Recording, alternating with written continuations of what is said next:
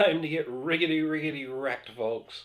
I am the Mighty Plantain. Thanks for checking out this beer review.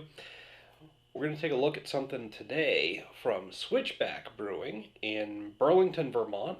Now, I believe these guys have shown up at a couple of the beer fests in Bangor, Maine, which were fairly local to me.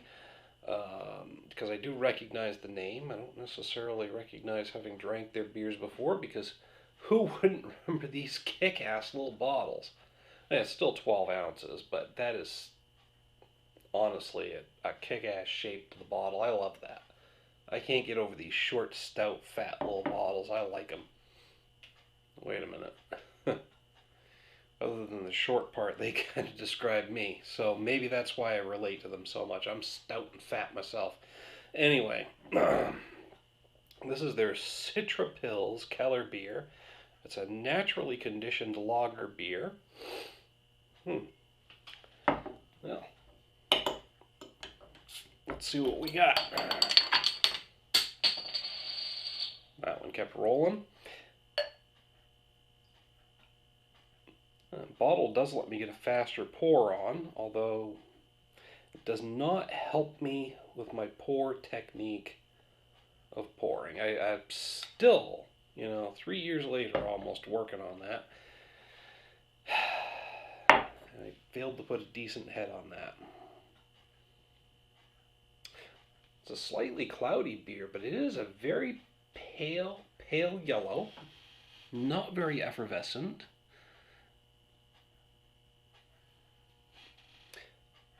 It's always like a sunny pale sunny yellow, like a hazy summer day.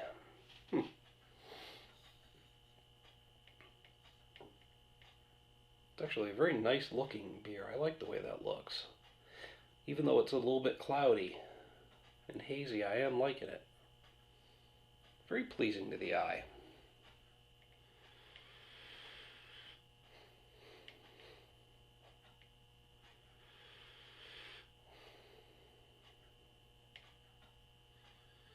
Getting some citrusy hoppiness out of the aroma, not too surprising, being a Citra Pils. I'm sure there's a lot of Citra hops in there.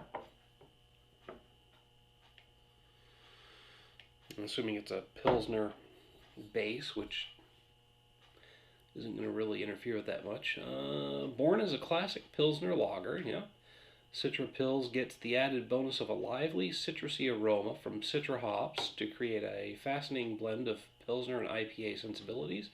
The result is a complex beer which is clean, crisp, and refreshing. We encourage you to mix the yeast back into the beer to experience it as originally bottled. Brewing unfiltered beer since 2002. So this was apparently unfiltered, and that bit about the yeast makes me think there should have been a yeast clot in here, but I don't see anything. Maybe that's what's contributing to the cloudiness of the beer. There's not really anything stuck to the bottom of the bottle either, so I must have gotten it out in the original pour.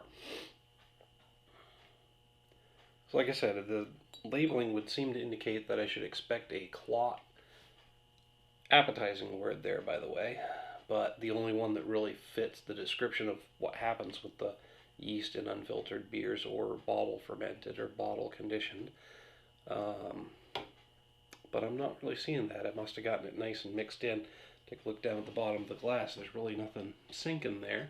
But again, that overall haziness makes me think that the yeast, whatever yeast might have been in the bottle, is actually there. The fact that it's not in the bottle still just reinforces that. But I could keep talking about that all night.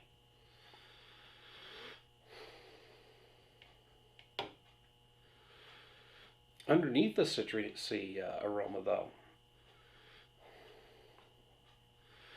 there is a bit of an aroma of fresh baked bread, which makes me think the yeast is definitely in there.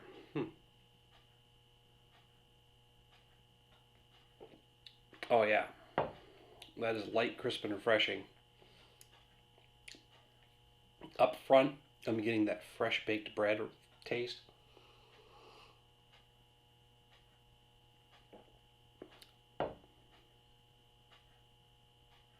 Followed by the citrus coming through in the finish. Very nice. Very nice.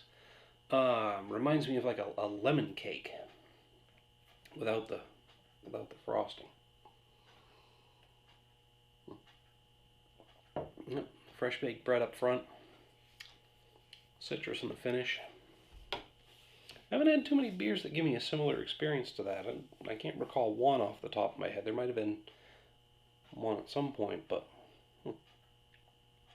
it's a nice combination of flavors and different, unique in my experience that I can recall right now.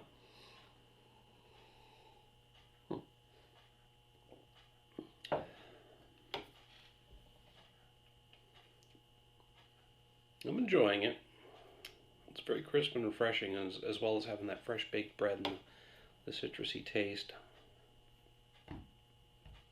I think I'm going to hit this with actually a 4 out of 5. The drinkability, that nice light mouthfeel, the crisp, cool, refreshing taste of it, and that fresh baked bread up front followed by citrus in the finish. Again, it's unique in my experience, which is making me really rate it fairly high because I can't think of anything to compare it to. And so it's a 4 out of 5 for me. If you agree or disagree, I'd like to hear what you have to say about it. Hit me up in the comments and the email link down below. While you're down there, make sure to click like and share. Share the video. Make sure everybody else sees these. Trying to grow the audience, and I'm relying on you to do that. While I'm talking about growing the audience, make sure to click subscribe. When you subscribe, you'll get a notification every time I post a new video. Hopefully you're enjoying them, getting some value out of them. Till next time, folks, thanks for tuning in. Cheers.